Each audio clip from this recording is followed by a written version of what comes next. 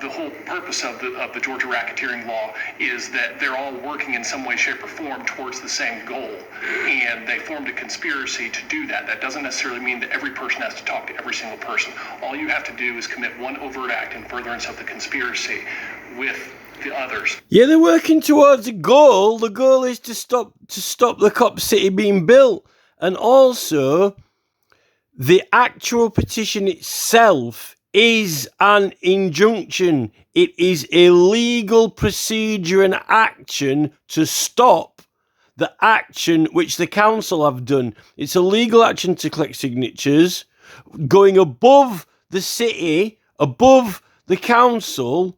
The people in a referendum goes above. That is the injunction. It is official legal proceedings. Read history.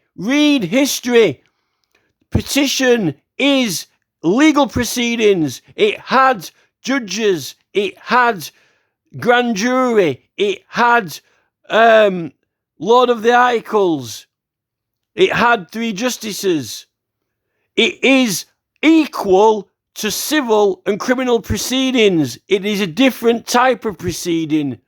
It is the injunction against the building of Cop City. It is legal proceedings, and they should apply to halt all building until the outcome is decided.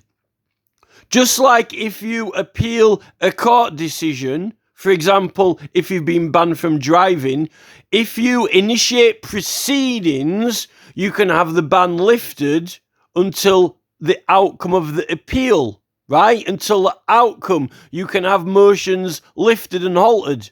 So if they're bringing a petition case, which is a legal proceeding to stop the Cop City, they should be able to apply and have a right to have the city halt construction until the outcome of the referendum. Otherwise, there is no, what are you acting to save in the case? What is the petition case acting to save if they're continuing going on with it? Now, the thing is, with if you get banned from driving, a decision has been made on something by an authority, right? In that case, it's a judge, but it's an authority. The judge's decision or order or sentence is lifted, right? They lift it as soon as you enter the appeal, as soon as you submit the appeal, right? While you're waiting for it to be heard, while you prepare your papers, while you prepare the case, right? Until the new trial. You can apply for that.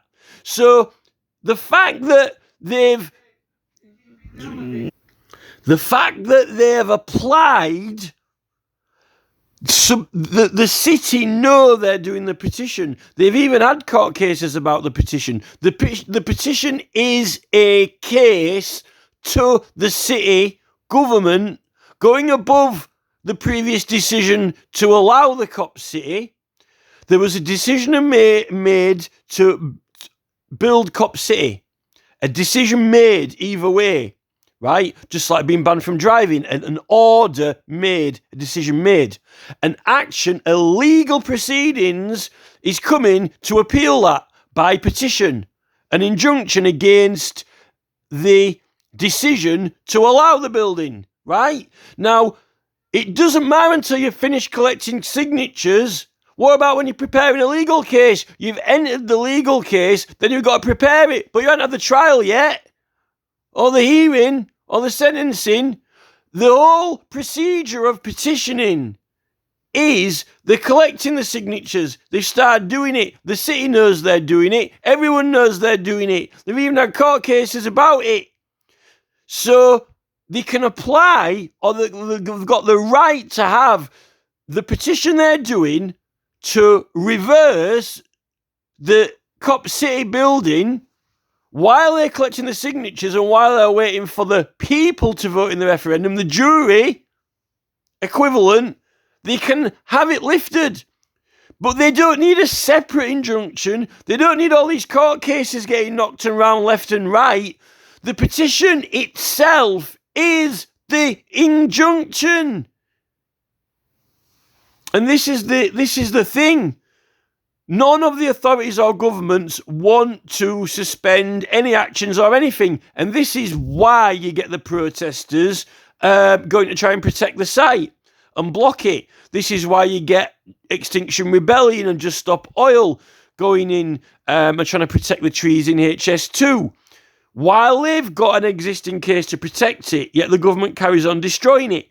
You can't have a successful case to protect something while it's continuing to be destroyed. It's almost like someone continuing to smack someone in the face while you're trying to get them prosecuted, and you don't stop them smacking them in the face until until the case has been heard and a decision has been made. Oh, the police is grabbing hold of his hand and stopping him from hitting them in the face. Now we're going to charge you. Yes, so it's going to be in 3 weeks and 6 days. Well, can the police? This is it. This Atlanta city is so corrupt that it's unbelievable. And people are actually entitled for the city to halt the decision and suspend the decision until the outcome of this referendum. Now that they've already reported that they've exceeded the signatures anyway and they've got to be checked, you're in the same situation as you enter an appeal to a court, you submit an appeal.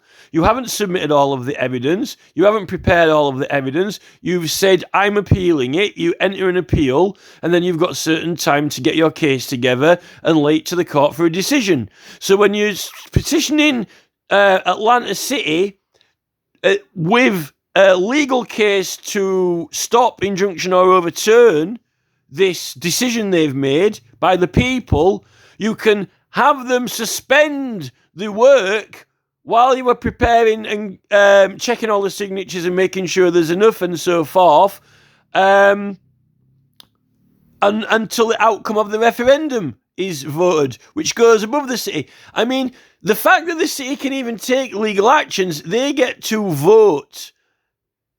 All of the staff of the city as citizens, and they can vote in the referendum. Like, they can't do separate legal actions as the city because the city is the mediator. The city is the facilitator. This guy, lawyers like this, they're lost in. They just haven't got a clue. They're desperately trying to come up with things to stop something they really don't like. When this guy here, this dude, he can vote in the referendum. Lawyers aren't supposed to. You're not supposed to have injunctions or any other legal cases intervening in petition cases. Because this guy here gets to vote in the referendum. That's his say in the opinion on Cop City. And there won't be any forest left to save. He stood there. They're acknowledging that this petition is existing, this referendum, and they're collecting signatures. And that how can they say there is no petition, there is no referendum? Even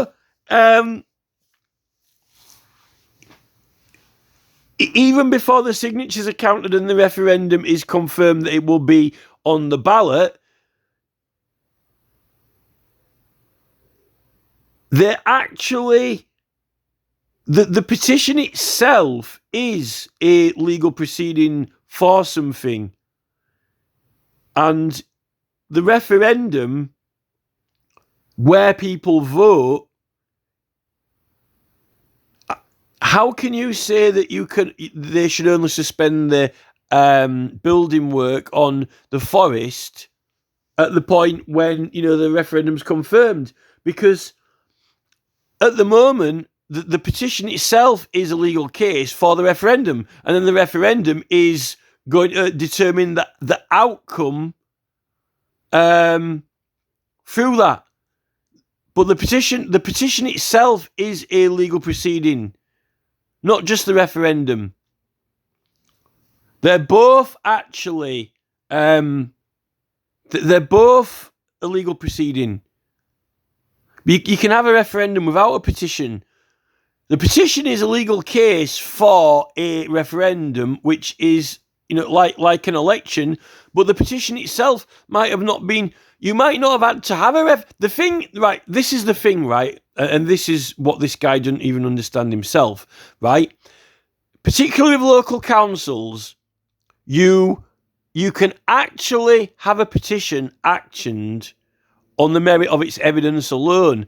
Any evidence or facts that it brings, you can have it actioned on. And a local council petition can be acted on 100 signatures, on 50, on a small number, depending on whether the councillors agree with it or not. The more signatures it's got, the weight you can have. You could actually petition you could petition Atlanta City to stop Cop City without a referendum. You could petition. The thing is, they've got so many signatures now. They were only meant to get 60,000. They've got like 100,000 or more, and they're just checking to see which ones are valid or not. But if they've been out and collected them themselves, I can't see which aren't, unless there's just some sort of mistake from the person who signed it, right? The petition to stop Cop City could stop Cop City if the Atlanta City government wanted to. They could act on a petition to stop it without even having to have a referendum. The referendum forces every single person to have a say on it. You could go around and collect the signatures through a normal petition to stop Cop City. Now they've got 100,000 signatures. They could just carry on collecting signatures. This is the point. The referendum is actually making everyone have a say in it, or putting it on the actual ballot. But the petition itself is a case. It is a case that could stop the Cop City being built. If they didn't even want to petition for a referendum, they could just carry on collecting signatures. This is the thing. You can get a new park.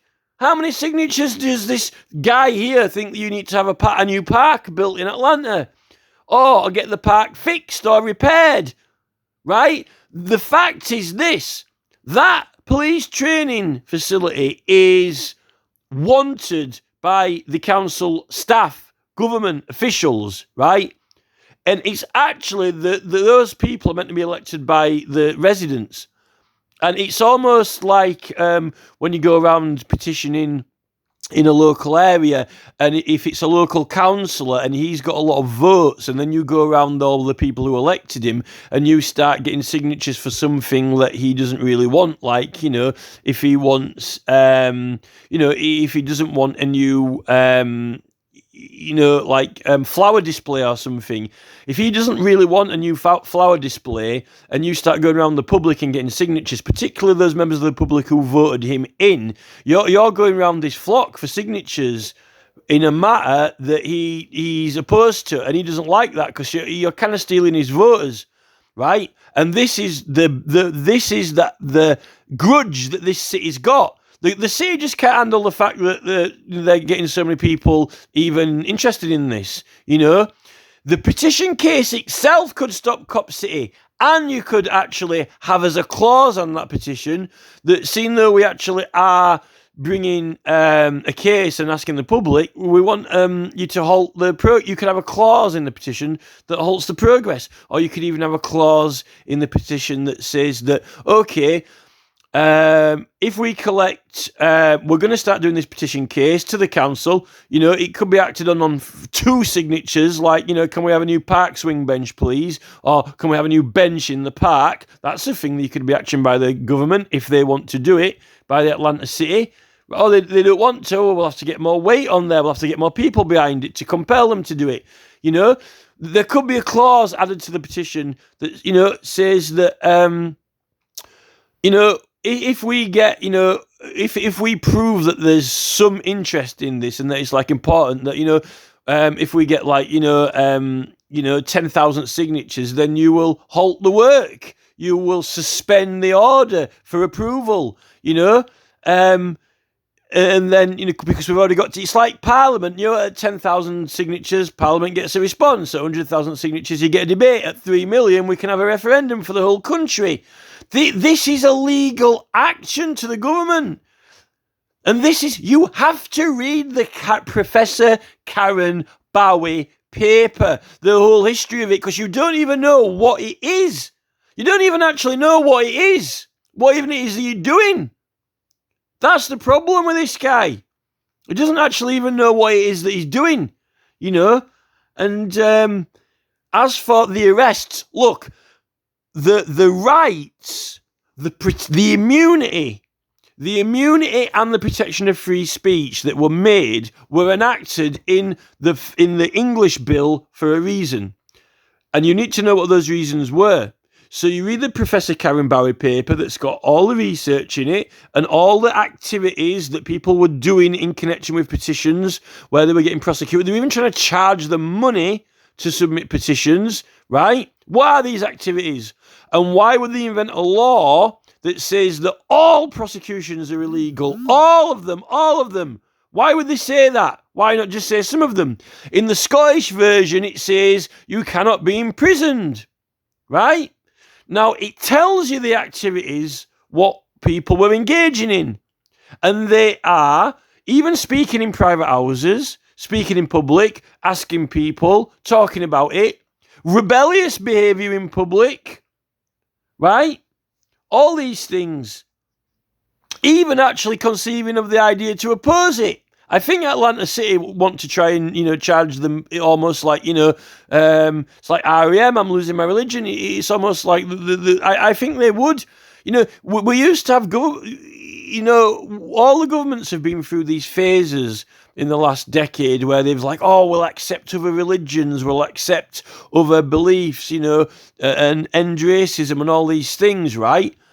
And what they're actually doing now, really, is saying,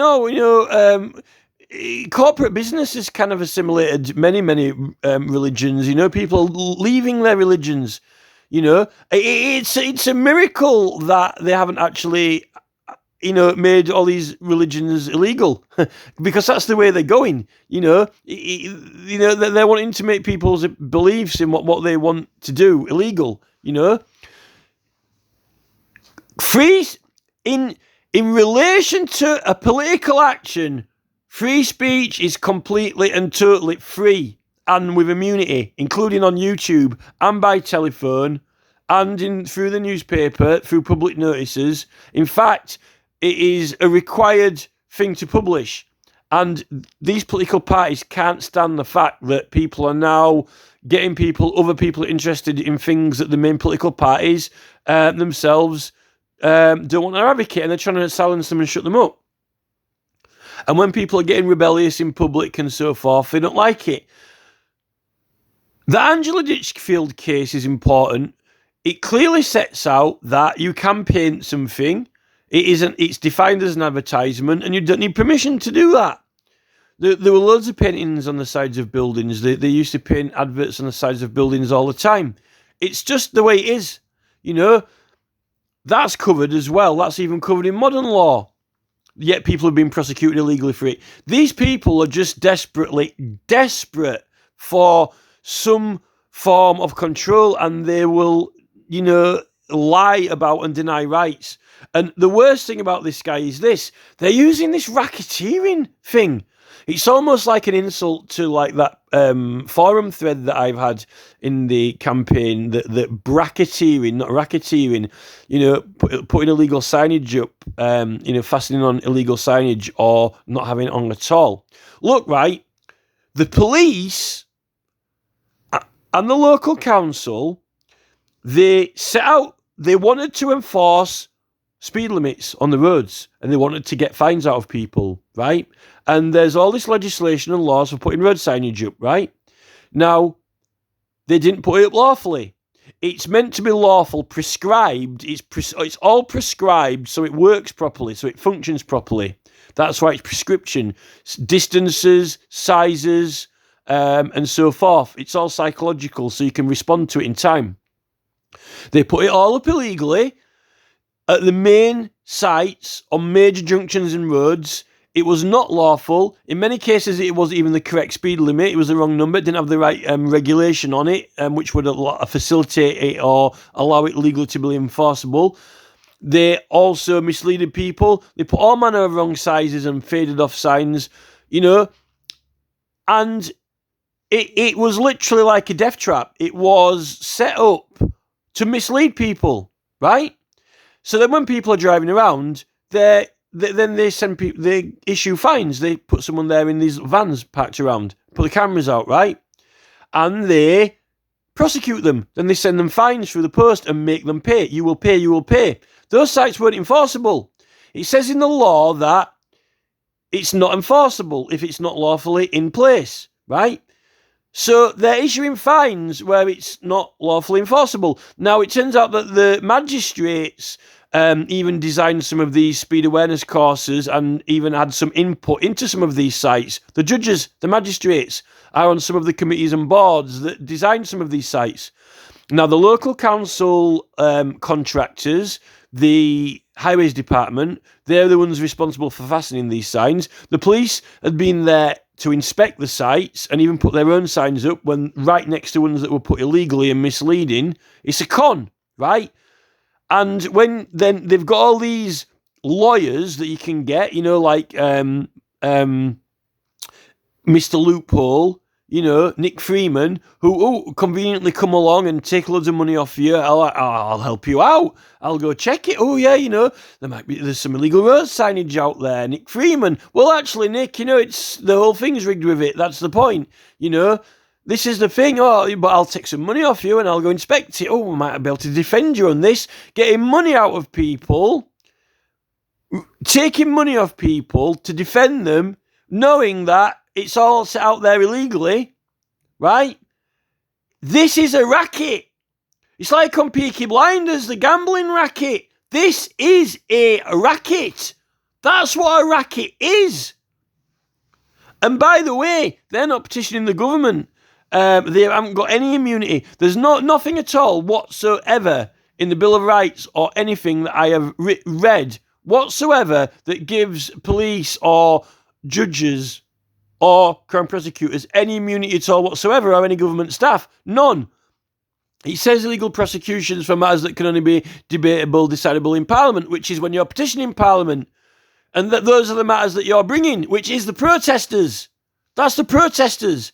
Now, the American First Amendment that's what it is. It is the exact same law and rights. It is the exact same law and rights carried across and inserted into the American First Amendment with the free speech for matters you are bringing to the government, and the freedom of the press is the extension of the free speech because it's about bringing actions to government. Newspapers don't bring actions to government. They let people advertise private businesses, chips and burgers and fries, and they have a public notices section that you can put notices for the public to get out. And they run random stories of incidents or accidents or whatever. Someone wins the school volleyball tournament. Why would a newspaper have freedom in the First Amendment to the freedom of the newspaper to give stories of National Volleyball League, because that's going to make America and that's going to get change? No, the First Amendment is not the right of the newspaper to freely publish volleyball match results. Neither is it the right of the newspaper to promote advertisements for McCain's chips or McDonald's. It is we the people have the freedom of our speech, and we the people have the freedom of the press publication for petitioning, because that's what you need to use for it. Your mouth, a pen, and to distribute it in order to get the support and put the case to the government, whether it's local or not. And that's a federal law. Congress can't make any law to take those rights away, and therefore neither can any state. Because in fact, when you're petitioning the local authorities, it's the same right of petition. Congress shall make no law. You don't need to write the local state, county, or city can't make any law either. It's a no-brainer. Why would Congress be not allowed to be able to make any law, but the local state can? In fact, you might as well make a law to say the local state is going to prohibit petitioning federal government. If the local... Oh, now you're talking. Wow.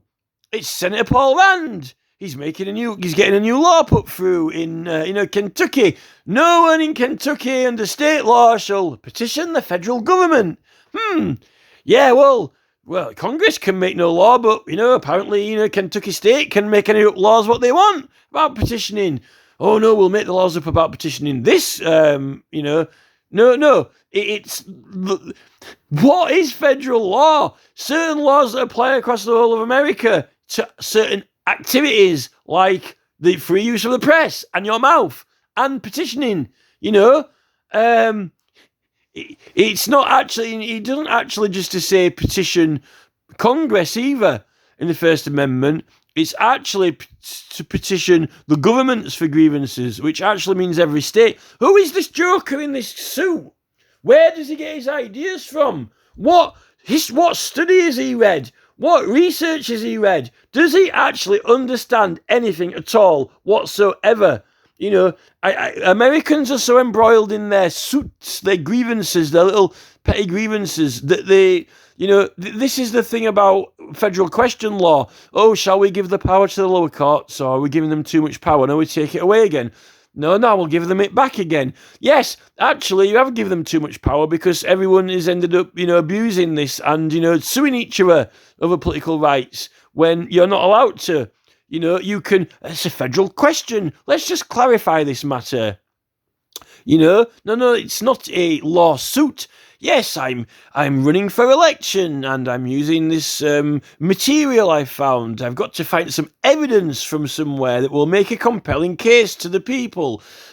What evidence could I use? Well, in a criminal case, it would be helpful to use the actual fingerprints of the person who you think picked the bottle up, and the bloodstained knife of the object that was used. But this is a political case. It's not a criminal case. I need to try and compel the people that, Trump's not their man. Well, maybe I'll have a picture of him dancing in a clown suit then. That might compel them. Well, it could be good evidence. But did he really dance in a clown costume? Well, I think they know that he didn't. But, it suggests that he's a joker. Therefore I'm using this person's clown picture in as my compelling evidence, just like, you can't do that. Well, what's this? Oh, look, it's a Conservative Tory advert with Alex Salmon putting a small Ed Miliband in his top pocket as if he's a Lilliputian shrunk. Oh, it's compelling evidence to not vote for the Labour Party or Ed Miliband. Is he really like a Lilliputian size? No, he's not really a Lilliputian size. It's to make a point, This is it. It is proceedings and evidence. It's a different type of proceedings. And you can make an example in a court case that is not a material fact or piece of evidence. You can use hypothetical situations. You can use hypothetical questions to jurors. Would you think it's appropriate behaviour if you walk through a park if a man stripped off naked or whatever? Did he? No, I'm asking you if you think that's generally appropriate behaviour. It's an example. Oh, can you use examples in court? Yes, it's hypothetical. I created it, but it's relevant. It's comparative. Do you think this joker Donald Trump? Look at this clown. Look at him. This is my new election material. Don't vote for this joker. This is it. They just don't have the brain cells.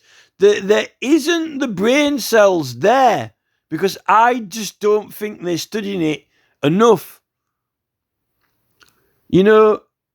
all of the activities, rebellious behaviour is something what was going on before, leading up to when they enacted the full immunity for all activities, for engaged with proceedings. And that is matters that will be decided and debated in the Parliament. And when it's a referendum, it's going to be actually decided by the people. That's the thing with a referendum. It actually doesn't even get debated by the people in Parliament, but it's through the local city, or they are the facilitator. In actually, that's the ironic thing about that Bill of Rights that I'll point out now. Actually, it says illegal prosecutions for matters only decidable, debatable in Parliament, right? But what about a referendum? A referendum is not decided by MPs. They can say that we're going to have a referendum, right? But it's actually decided by the people, right? So they're making the decision, but they're not in the Parliament, are they? But it's facilitated by the government on behalf of the government. So you should check the wording on that. Check the wording on that, right? Illegal prosecutions for matters that are only decidable or debatable through Parliament or in connection with Parliament. But that's what a petition is. A petition is you are gathering the evidence of the public support, and it's the city's fault, right? If the city are annoyed that people are still going into the woods and, doing stuff to construction vehicles, and they are disrupting the building work, well, that's the city's fault, because they've already amounted, 100,000 signatures, and it's unlikely that it's not going to get on that referendum ballot. So the city would be insane to not halt or suspend the building work until the outcome of the referendum. Because if they have the referendum and people vote in favour to not have Cop City, and the city decline to suspend the building work, then that's going to make everyone even more annoyed, right? So they really bloody well don't want to do it, and they really bloody well have to do it, right? Now, if you appeal a driving conviction and you enter the appeal, at the date you enter the appeal, right, and it's been accepted that you can appeal, and, even if your case isn't for another month of preparation time, you can apply to the court to lift the ban. They can lift it, right? So it's suspending judgment, it's reversing the order, right? Now, that is what Atlanta City bloody well don't want to do with Cop City construction. They don't want to suspend their approval of the work until the outcome of this referendum. And then all these judges like, Kurt Kastanoff, and, this Wingo guy from all these lawyers are these maverick hotshots of flying all these court cases and actions around. But then you've got the prosecutor, Alex Joseph, who's meant to be a professional, she's meant to be a professional prosecutor. Why are they not looking? Why don't they add the clause into the petition that the city will suspend all work? And I say, you can't change the wording of the petition. Yes, but everyone who's signed it is in favour of protecting Cop City. We didn't get the signatures of people who aren't in favour of it. So why would a clause in the petition, suspend all activity on, the construction work? Why would the people who signed it not be in favour of suspending all work on construction? Because it would be pointless them signing it in the first place. Why don't they just say, no, I'm not going to sign it? The city really is climbing the walls like The Exorcist. This city, Atlanta City government, they're literally climbing up the walls with the head spinning around 360 degrees because they can't handle it. It's like red rum, red rum, red rum. They're just, the redness of it, the ultimate and complete, total, absolute will, the willpower of the people. It's literally short-circuiting out these people's brains, and they're just acting sporadically, like this Chris Carr guy coming up with all these insane legal actions, like, making them criminals. You can't brand people who are acting in connection with and for purposes of a political cause, even rebellious behaviour in public. You can't imprison them. It's illegal. And that's what the First Amendment is there for. And that's what it means. We know what it means because we cross-check what it means. We cross-check what it means with where it came from and why. And that is what Chris Carr cannot handle. He's literally malfunctioning and short-circuiting. And he just doesn't know his law. He doesn't know his law. He doesn't know his history. He doesn't know his research. And, the Americans have made that much of a cock-up about it with the whole, giving the lower courts too much power. And then you get, Pumpernickel's coming in with little, copyright, using my photograph in your election campaign. Well, it's evidence, It's, I don't like it, but, this is it. The problem is the way that they're going with YouTube, with banning all this free speech, that they're going to end up, with. I don't know why YouTube even allow or upload all these movies with all these scenes of danger in them. It's it's over 18. It's over 18. Yes, but it's protecting the community. Yeah, but why? They're ripping videos down where people don't even swear. I mean, Robert F. Kennedy is an advocate of, he wants to be friends with the opposition. People aren't even swearing now. I mean, it used to be foul language or, just, general aggressiveness or whatsoever. But now you've got, Dr. John Campbell, Verbs, Robert F. Kennedy, other people getting videos down, and it's not even bad behaviour. They just don't want them to, say certain things. Well, we're going to end up, they're going to end up, banning half the music. They're going to end up banning half the music, like Nirvana, heavy metal music's end up going to be banned. This line of pursuit they're going now.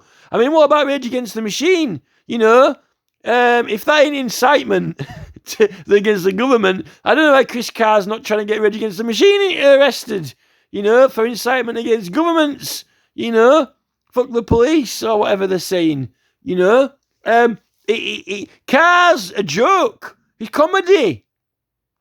The police in England have been racketeering, and it's the Crown Prosecution Service who have been engaged, and the local council authorities and the contractors. All these contractors are the same groups who are doing work for government in big buildings like HS2, building houses that get approved magically by councils, yet people oppose it. Changing the look and style of the area that's meant to be protected. The only racketeers are Carr. The only racketeers are the police and the contractors and the government. They're the racketeers, right? And we've got Carr coming up now who's trying to blame it on the protesters. He's trying to label them the criminals while he's got it written all over him. Carr is facilitating international corruption. And it's not just this Cop City project, the whole thing. The whole food industry, the pharmaceutical industry that's been making a killing out of people. The pharmaceutical industry has been, causing God knows what side effects. Sperm counts drop through the floor. Carr needs to really, this Biden group, this MSNBC crew, this, this government claims that it's acting for it's literally self-preservation. All it's doing is trying to protect its interests when actually all its commercial enterprises and endeavours are actually harmful to us. They are harmful to us. Addictive, compulsive, greedy, taking people's money. Like it's pure, the whole thing. In fact, the BlackRock and Vanguard, the fact that they've actually bought up the majority of all these companies and they're orchestrating them all, the pharmaceutical effects, the rest of it. BlackRock and Vanguard are racketeers, and Carr really seriously needs to wake up and snap out of this deluding himself. The guy is deluded.